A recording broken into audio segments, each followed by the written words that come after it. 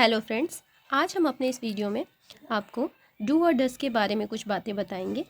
Do का use कब, कहाँ और कैसे, डज का यूज़ कब, कहाँ और कैसे किया जाता है। डू और डज एक हेल्पिंग वर्ब है जो हमेशा प्रेजेंट इंडेफिनिट टेंस में ही यूज़ किया जाता है।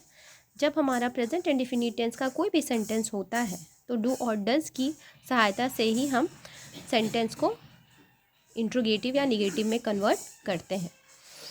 सबसे पहले कब, व्हेन, मतलब हम डू और डज का यूज़ कब करेंगे। तो do is a helping verb and we use it with present indefinite tense. Do और डज एक सहायक क्रिया है। इसका प्रयोग हम प्रेजेंट इंडेफिनिट टेंस के साथ ही करते हैं।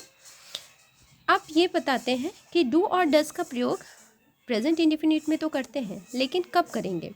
जैसे प्रेजेंट इंडेफिनिट टेंस में भी सब्जेक्ट होता है जो कि दो प्रकार के होते हैं, एक सिंगुलर सब्जेक्ट और एक प्लूरल।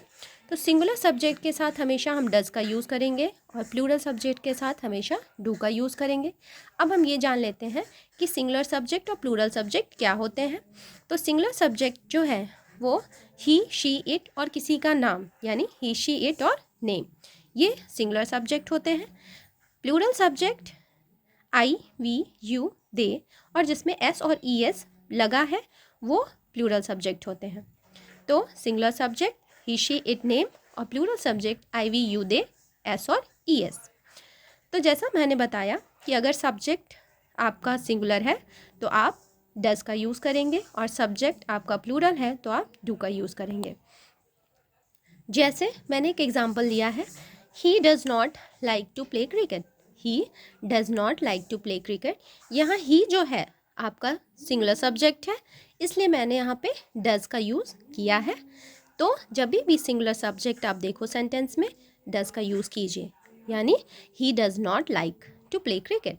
उसी तरह से नेक्स्ट सेंटेंस हमने लिया है वी एक प्लूरल सब्जेक्ट है, तो इसलिए यहाँ पे हमने वी के साथ डू का यूज़ किया है।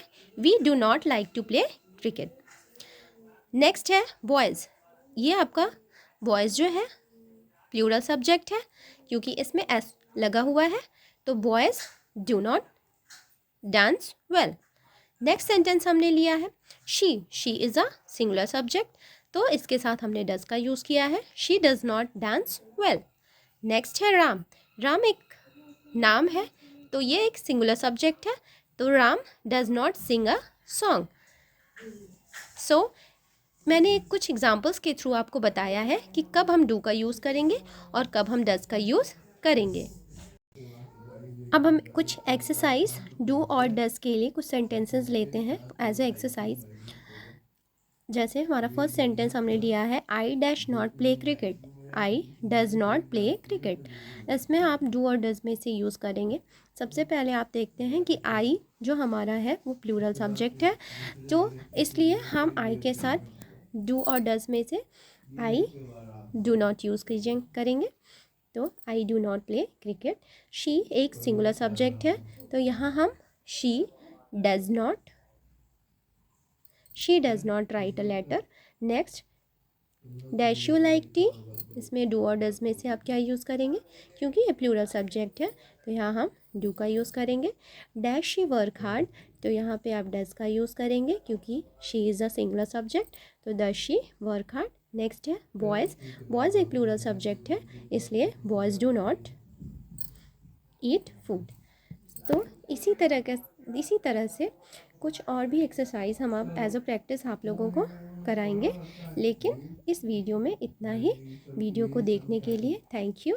Like, subscribe and share our video for the next topic did. So thanks for watching.